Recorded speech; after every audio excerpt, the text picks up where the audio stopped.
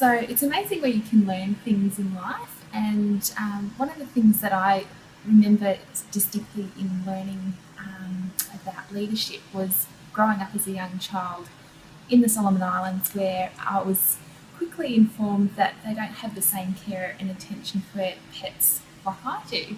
And I found out that they would put little kittens in bags in the bin, or you would find puppies with ropes around their neck with a rocket attached to it and thrown into the river.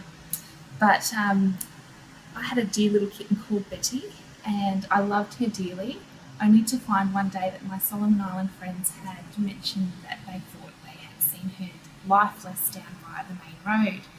With my worst fears confirmed, I went down there and I picked her up, and little Betty was in fact dead. And as I walked her home, I was crying, obviously, because she was very dear to me. And for some reason, I looked behind me and found 20 Solomon Island kids wailing as they walked with me as an entourage.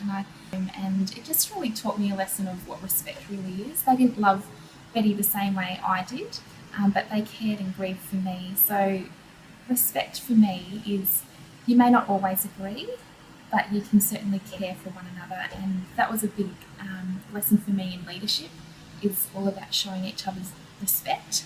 And that can be in the actions that we show to one another. And even though we may not agree at the topic at hand, we can certainly care for each other.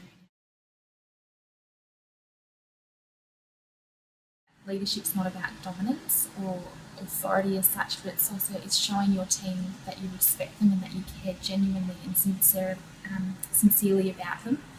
And I've really learnt that about leadership, and for me it's all about respect. In my everyday life, even though it's far from perfect and needs constant readjustments, the least I can do is show my colleagues respect and care for them and show them that I genuinely care.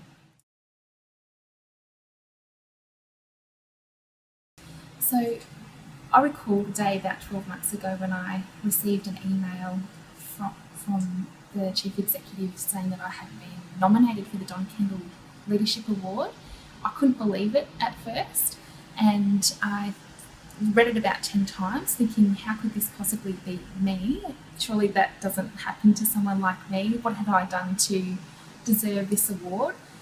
I printed it off, carried it around in my pocket for about 3 days, checking it every now and then to go, yes, it is in fact my name. And this was just for the nomination.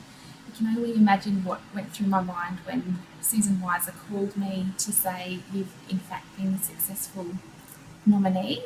I was left completely speechless, and to this day I feel completely humbled and privileged to have received the Don Kendell Award.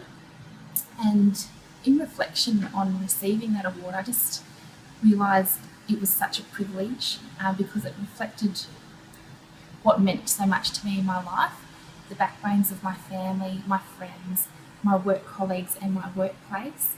But it also helped me reflect in the view that I was holding the award on their behalf, because they're equally as deserving for that award, and I just felt completely humbled, and I still do to this day, to hold that award in reflection of them. So really receiving the Don Kendell Award was not only a celebration of things achieved in the past, but it's certainly a celebration or an opportunity to grow for the future. So that's how I found the Don Kendell really helped me reflect and grow as a potential leader.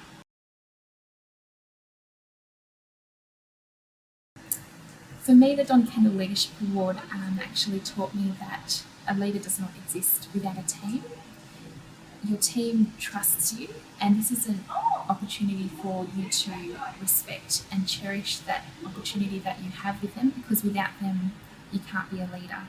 And so those backbones I mentioned earlier, family, friends, colleagues, the workplace of which you've developed those skills, are your team, and they're the ones to be respected, and they're what makes you a leader.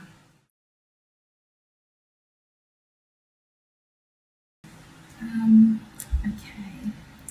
I found working within an often demanding and chaotic environment where staff can often feel undervalued, overworked, possibly with work that they haven't done yet and the work that is ahead of them. I found that even though optimal clinical skill is essential for patient care, it's also how we treat each other as colleagues. Whether it's just that genuine "how are you today," showing them that you are approachable and accessible, that you genuinely care about their well-being at work, was one way that I thought that I can't change the world, but I can certainly make staff feel welcome and that they belong, that they have a sense of purpose and worth within the team that they were working within. And I thought, I can't wait around for anybody else to do it. It's my individual responsibility. And I was actually amazed how contagious that could be, and it soon was reflected back to me. They were doing the same thing back to me, and I felt very much part of the team, and I had a sense of purpose and I had a sense of worth as well. So it just starts with those small steps, and it all comes back to respect again.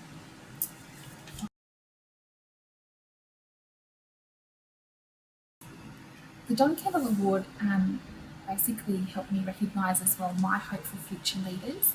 It allowed me to realise that my role modelling or actions towards others can have a negative or positive impact on their future. And so it basically asked me the question, what kind of leaders was I shaping for tomorrow? Was it one of dominance or negativity, or was it one of servitude and humble gratitude and respect for one another? So once again, I really believe that Don Kendell was not only a celebration, but it's looking to the future, and it just helps you reflect in your own leadership skills and what you're passing on to others in the country.